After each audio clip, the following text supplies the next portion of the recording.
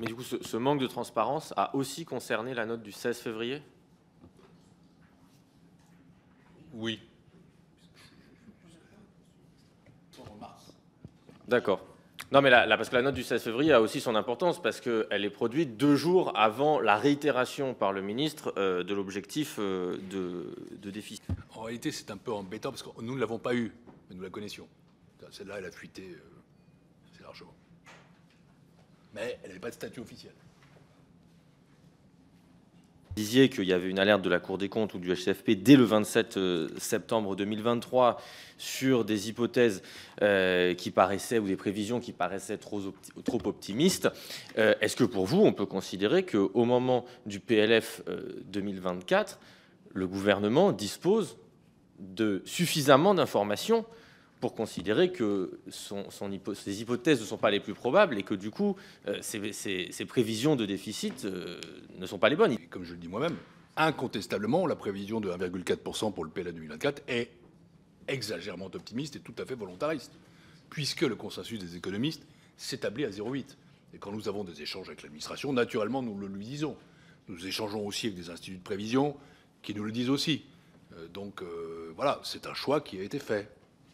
Je n'ai pas à commenter. Contrairement à ce qu'affirment les ministres, disant qu'en fait, il n'y avait pas d'informations à leur disposition, vous nous dites bien qu'il y a un nombre important d'informations qui étaient quand même à leur disposition. Sur cette affaire d'insincérité, je ne veux pas me laisser entraîner sur un terrain où je ne veux pas aller.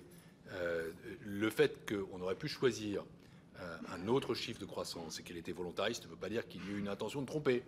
Il y a eu un optimisme ou un volontarisme excessif. C'est comme ça que je le formule. Et je souhaite que ce soit dit ainsi. Ne pas laisser d'ambiguïté sur le sujet. Après, c'est plutôt l'INSEE qui peut mesurer en cours d'année les impacts sur la croissance. Et on le voit à travers la série des taux de croissance trimestriels qui sont publiés ensuite. Je vais me permettre une petite relance par rapport à la question d'Aurélien Lecoq. Vous dites que le 16 février, vous êtes au courant de la note parce qu'elle a fuité. Non mais si, vous l'avez dit. Oui, d'accord. 2 jours après, les ministres, pourtant, dans les médias, annoncent un déficit qui est toujours celui qui est antérieur à cette note. Vous, au moment où vous voyez ça, vous êtes quoi? Étonné, inquiet? C'est quoi votre sentiment? J'essaye de ne pas être trop dans le sentiment ou dans la psychologie, mais quand je dis qu'elle a fuité, c'est pas exactement ça. Vous la connaissiez, allez. Non, mais c'est pas ça ma question. C'est plus flou que ça. On sait que quelque chose existe. Donc vous savez. C'est pas un milieu totalement étanche. Donc, oui, mais c'est pas ma question. Pas la note. Mais... Ok, alors j'enlève fuité. Bon, voilà. J'ai compris. Vous aviez connaissance. Non, j'ai pas. Je pense que. D'accord. Il est possible que l'administration ait des estimations. Ouais, vous êtes plus prudent sur la deuxième réponse. Cette nature-là. D'accord. Voilà, enfin bon, donc vous êtes plus. Oui, quand vous me permettez de corriger ce mot. Mais si, elle a fuité au sens où des gens la connaissent. Il y a des membres de mon administration qui peuvent nous dire, vous savez, il y a une note du Trésor qui dit que. Donc du coup, vous savez une fuite. Ok, donc mais c'était pas ma question. Pas là. Donc vous savez qu'il y a une note. J'ai pas eu cette note. Hein. Donc vous savez qu'il y a une note du Trésor. Oui. Et 2 jours après, les ministres maintiennent leurs chiffres. Qu'est-ce que vous pensez à ce moment-là? Je suis embêté parce que ça confirme le sentiment qui est le mien qu'en réalité, tous les chiffres sur lesquels on travaille, à commencer par le 4,4, va être largement dépassé. Oui, mais là, vous dites... pourquoi je vous pose cette question? Parce que j'entends bien ce que vous dites sur l'idée de dire c'est un optimisme trop fort. Moi, c'est ce que je pense. C'est-à-dire, je pense aveuglé par les résultats de leur politique. Mais là, c'est plus de l'optimisme. Parce que là, en fait, ils ont un chiffre et ils donnent un autre chiffre. Donc, ça m'intéresse. C'est pour ça que je vous demande... C'est pour ça que vous avez bien fait de me corriger sur la... Je n'ai pas cette note. Donc, et eux l'ont apparemment. Donc, je ne peux pas dire que je suis certain que, ni faire de commentaires publics. Je me dis in petto qu'il y a quelque chose là qui se prépare.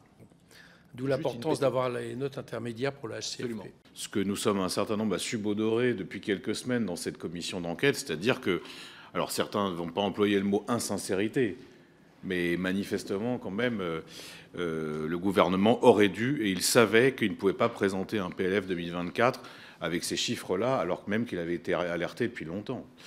Mais vous avez eu une expression très forte, vous avez dit « l'administration n'a pas été transparente avec nous ».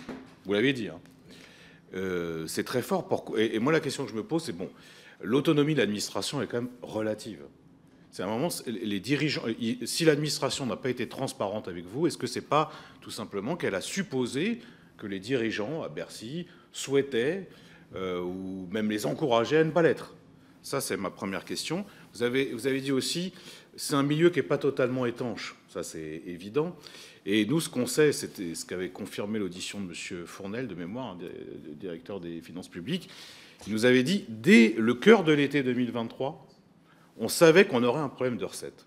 Vous avez été ministre de l'économie et des finances. Est-ce que c'est possible que des fonctionnaires aussi haut placés voient qu'il y a un problème dès le cœur de l'été et le ministre n'est pas informé du tout? Parce que M. le maire dit, moi j'ai tout découvert en gros en février 2024. Ça, moi, j'avoue que je ne comprends pas. Troisième chose, que M. Tanguy, M. Jolivet parle beaucoup des dépenses publiques et des dérapages des dépenses publiques. Moi, j'ai plutôt une question sur les recettes. Est-ce que le problème, ça ne vient pas aussi que la politique de l'offre, elle part d'un présupposé qui est, on va dire, moins d'impôts, à terme, c'est plus de recettes. On se rend compte que ça ne marche pas. Et tout ce qui a été fait, je pense à la suppression de la taxe d'habitation, la grosse baisse de la CVAE, les impôts sur les valeurs mobilières, tout ça, à un moment, on se rend compte que ça pose un certain nombre de problèmes. Et enfin, dernier point, peut-être qu'on n'aura pas le temps, même si on ne va pas faire le procès des prévisionnistes, c'est pas l'idée.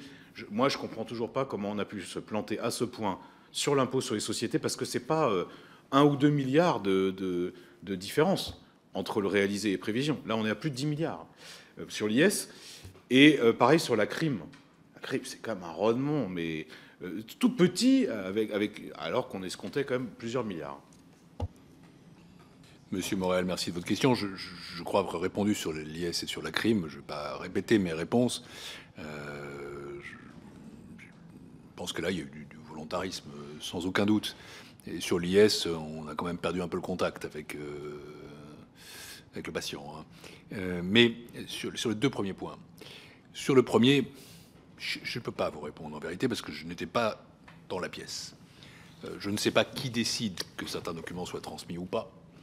Je ne sais pas si l'administration anticipe d'elle-même qu'il ne faut pas le faire, si on lui dit de ne pas le faire. Voilà. Je ne sais pas, si vous évoquez l'audition de M. Fournel, quelles informations il a transmis ou pas à son ministre. Je ne sais pas si celui-ci les a reçues ou pas. Ça, c'est pour cette d'audition que vous avez faite ou que vous allez faire, et de votre appréciation des réponses qu'on vous a faites en sincérité et sous serment. Moi j'ai une vision finalement relativement simple, qui est que c'est quand même in fine la responsabilité toujours politique. Et disant ça, je ne donne pas de leçon à quiconque, mais je n'aurais pas aimé que mon administration, quand j'étais ministre des Finances, décide à ma place de communiquer ou pas communiquer à la Cour des comptes telle ou telle information. Et j'aurais détesté constater qu'un écart de cette nature pouvait être observé et qu'il avait été repéré assez tôt et sans qu'on en ait parlé. Mais c'est une vision un peu archaïque, j'avoue, je suis un peu old-fashion sur ces sujets. Et donc après, ce qui s'est passé concrètement dans le cas d'espèce, je ne peux pas vous le dire. Je vous dis juste qu'in fine, mais c'est une conception qui est peut-être, encore une fois, d'un ancien monde. Le politique, il est par définition, et ça ne parle pas de personne, il est responsable. Et s'il ne sait pas, il est responsable aussi. C'est parce que les canaux de transmission n'ont pas été idéaux, ou n'ont pas fonctionné comme ils le devaient. Pour ce qui est de la politique de l'offre, je n'ai pas à juger de savoir si elle était efficace ou pas. En revanche, il y a une chose que je vous dis, comme président de la Cour des comptes, depuis 2 ans au moins, c'est que dès lors que notre situation de finances publiques s'est dégradée, nous n'avions plus les moyens. Et je l'ai dit, la Cour l'a écrit, le Haut Conseil l'a écrit également. Nous n'avions plus les moyens de faire des baisses d'impôts sans soit faire des économies concomitantes, soit sans augmenter d'autres prélèvements. Nous n'avions plus les moyens de baisse d'impôts sèches dans ces années 2023 et 2024. Et là encore, je ne les ai pas cités, mais je peux vous trouver les textes précis de rapports de la Cour des comptes et d'avis du HCFP qui l'ont écrit. Je peux aussi vous retrouver les interventions que j'ai faites devant vous, soit dans mon propos liminaire, soit en réponse à des questions où je l'ai dit de la manière la plus nette. Qui est un peu dure, qui est la suivante. Le Haut Conseil des finances publiques dispose-t-il des informations nécessaires pour expertiser et formuler un avis pleinement éclairé sur les prévisions gouvernementales? Seriez-vous d'ailleurs favorable à une transmission des notes de prévision au HCFP, des notes de prévision des services ministériels adressées au ministre, comme d'ailleurs l'a proposé le Sénat? Et enfin, est-ce que vous ne pensez pas que le monopole de la Direction générale du Trésor dans les prévisions relatives aux recettes et un peu dans l'encadrement du ministre sur les prévisions de croissance du PIB et d'inflation, est-ce que ça ne constitue pas un vrai danger quant à la sincérité des documents budgétaires? Je crois avoir répondu à la première question qui m'a été posée par le président Coquerel. Très clair, non, nous ne disposons pas des informations suffisantes pour élaborer des avis qui soient totalement... Et j'ajoute une chose, nous ne disposons pas non plus du temps suffisant. Derrière moi, il y a une partie des membres du HCFP et une partie de l'équipe du HCFP, il y en a aussi devant. C'est très très dur pendant un petit moment. Si on demande de faire nos avis, je crois, sont de bonne qualité, j'espère que vous les appréciez. Pensez qu'ils sont faits en quelques 5 à 7 jours. 5 jours en général. C'est vraiment jour, nuit, week-end. Non, c'est vraiment beaucoup trop court. Donc nous n'avons ni les informations ni le temps. Deuxièmement, oui, il faut qu'on dispose des notes internes. Je l'ai dit tout à l'heure, de prévision, des services, etc. Il y a toute une liste que je pourrais vous faire parvenir. Et troisièmement, c'était sur le DGT. Si je vous propose qu'il y ait au moins une validation du HCFP, c'est parce que j'estime encore une fois qu'il faut détendre ce rapport. C'est-à-dire qu'il faut à la fois que le volontarisme politique soit encadré en quelque sorte, en tout cas discuté, débattu, et que l'administration aussi soit challengée. C'est aussi ça le rôle du HCFP. Je ne considère pas que c'est un risque pour l'insincérité. Le DGT fait un travail absolument formidable, comme la direction générale du budget d'ailleurs, mais dans des conditions qui ne sont pas totalement simples. Il n'est pas inutile qu'elle confronte son expertise avec certains scénarios vont même plus loin. Ce sont ceux qui consistent à externaliser la prévision.